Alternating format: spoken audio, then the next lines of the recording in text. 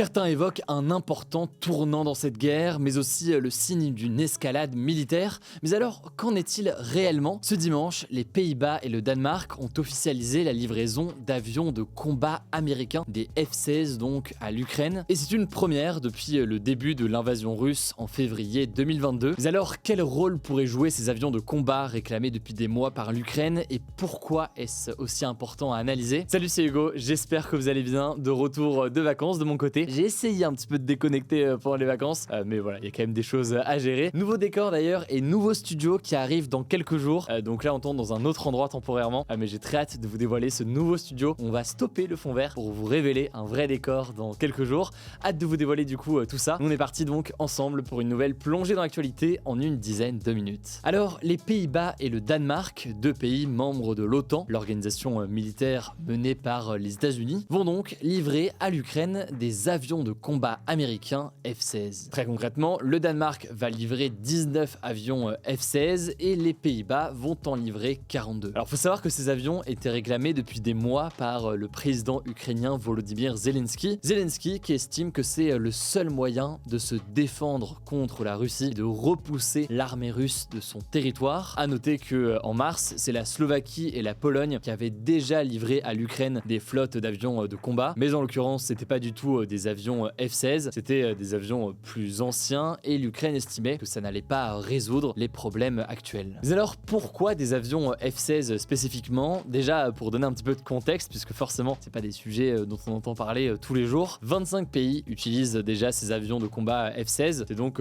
de loin le modèle parmi les modèles les plus répandus au monde. On en compte 4500 aujourd'hui, dont environ 2300 qui sont encore en service. Et donc ce modèle d'avion F-16, il est particulièrement apprécié car il est très polyvalent. En fait, il a été conçu en priorité pour le combat aérien, mais il peut aussi être utilisé dans d'autres situations, et ce, par exemple, pour attaquer au sol, donc pas forcément des cibles aériennes, mais aussi au sol. C'est donc un atout majeur pour l'armée ukrainienne, surtout quand on sait que les forces aériennes sont aujourd'hui assez faibles du côté ukrainien. C'est ce qu'estime notamment le géopoliticien Cyril Bray, qui était interrogé par France Info. Mais alors, une fois qu'on a dit ça, est-ce que cette livraison d'avions de combat F-16 à l'Ukraine est un tournant dans cette guerre? Déjà, il faut comprendre que jusqu'ici, les pays occidentaux, que ce soit européens ou alors les États-Unis, étaient assez réticents à l'idée de livrer de tels avions à l'Ukraine, estimant notamment que ça pouvait mener à une forme d'escalade militaire avec la Russie. Le truc, c'est que au mois de mai, il y a eu un vrai changement de discours puisque les États-Unis ont finalement autorisé les pays qui possèdent des avions de combat F-16, donc des avions américains, à en livrer à l'Ukraine. Les États-Unis affirmant à l'époque que cette annonce répondait aux exigences du conflit et au fait notamment qu'en ce moment, eh bien,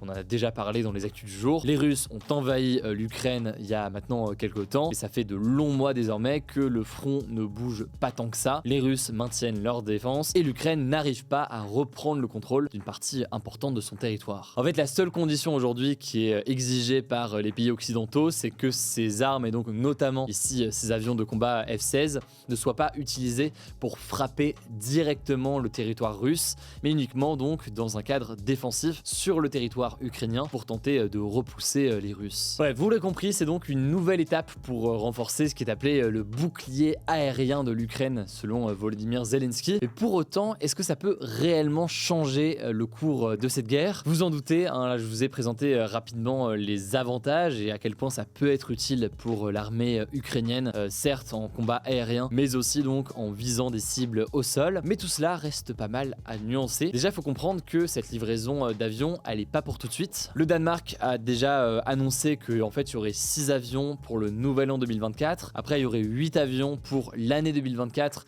et 5 avions ensuite en 2025. Donc déjà, il faut comprendre qu'en termes de durée, eh bien, tout cela va arriver progressivement. Par ailleurs, il faut comprendre, et ça rejoint la question des délais, que des avions comme ça nécessitent une formation importante des pilotes. Il faut compter 4 à 6 mois pour un aviateur qui est déjà expérimenté. Ça nécessite aussi d'avoir beaucoup d'entretiens, bref, une formation importante au-delà des pilotes. Autrement dit donc, les avions dont on parle ici et qui ont été annoncés par le Danemark et les Pays-Bas, ils ne feront pas partie de la contre-attaque ukrainienne qui a été lancée maintenant il y a plusieurs semaines et qui se déroule encore en ce moment. Et pourtant, ce serait bien en ce moment qu'ils en ont besoin puisqu'on en a déjà parlé. La contre-attaque ukrainienne prend visiblement plus de temps que prévu. Bon après, au-delà de l'aspect militaire, beaucoup estiment que c'est aussi surtout en fait une décision politique. Ça montre en fait une forme d'implication forte des pays occidentaux avec l'Ukraine. C'est une manière donc de montrer une forme d'unité face à la Russie. Enfin, dernier élément de nuance sur cette livraison d'avions de combat, elle est donnée notamment par Kelly Grieco, qui est chercheuse au Stimson Center et qui est interrogée par le journal L'Express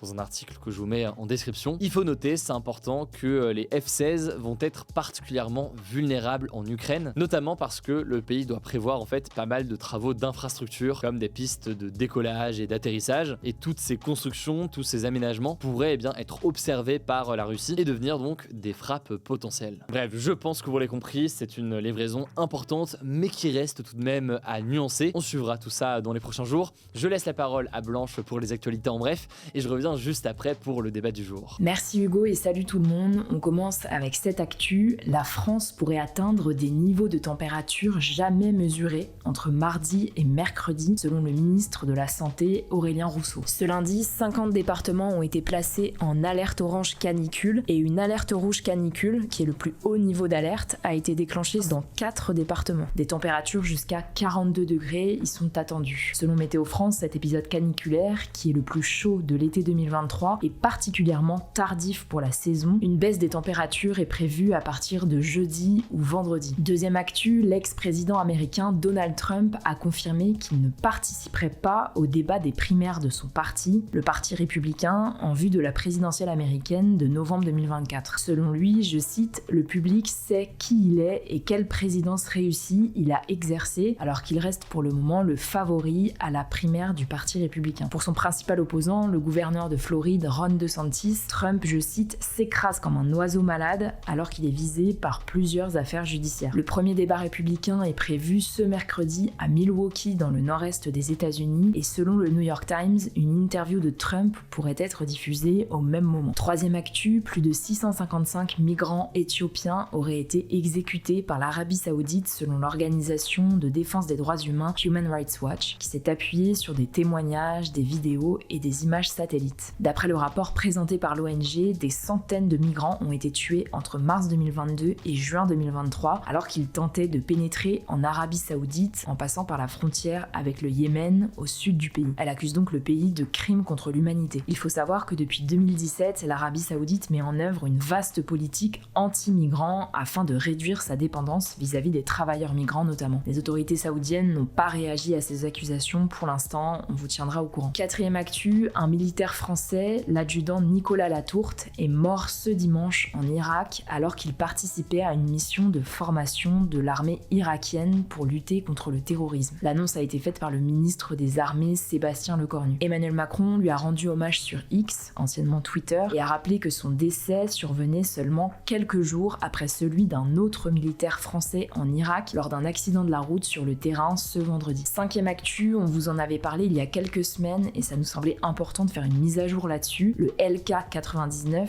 le matériau qui devait fortement réduire notre consommation d'électricité, n'est en fait pas un matériau supraconducteur selon la revue scientifique Nature. Un matériau supraconducteur, c'est un matériau capable de faire passer du courant électrique sans résistance et sans perte d'énergie. Mais cette soi-disant découverte scientifique, avancée par une équipe sud-coréenne, a été démentie par d'autres scientifiques qui ont tenté de reproduire les travaux de leurs homologues sud-coréens. En réalité, le LK99 est donc un isolant, c'est-à-dire un matériau empêchant le passage de tout courant électrique entre deux parties, donc tout l'inverse de ce qui avait été annoncé. On finit par cette actu, les skyblogs vont être numérisés et archivés par l'Institut national de l'audiovisuel et la Bibliothèque nationale de France, soit environ 13 millions de skyblogs en tout. Alors si vous n'êtes pas des vieux comme moi, les skyblogs c'était en gros les précurseurs des réseaux sociaux, des blogs où on pouvait poster des textes, des images et des vidéos par exemple. Pour vous donner une idée, 600 skyblogs étaient créés chaque seconde au début des années 2000. Alors le processus d'archivage va commencer cette semaine et les skyblogs de leur côté ont officiellement disparu ce lundi. Merci beaucoup Blanche pour ces actualités en bref. Petit débat aujourd'hui, pensez-vous que Donald Trump va maintenir sa candidature à l'élection présidentielle de 2024 ? Pour participer, ça se passe directement dans l'onglet communauté. Je suis en tout cas ravi d'être de retour dans ce format des actus du jour. Je vais reprendre mes marques quand même dans les prochains jours. Encore une fois, je vous l'ai dit, il y a un nouveau studio et un nouveau décor qui arrive aussi dans quelques jours. Donc j'ai très hâte de vous présenter tout ça. N'hésitez pas à vous abonner, si ce n'est pas encore le cas. Prenez soin de vous, prenez soin de nos proches et puis on se dit à demain pour une nouvelle vidéo.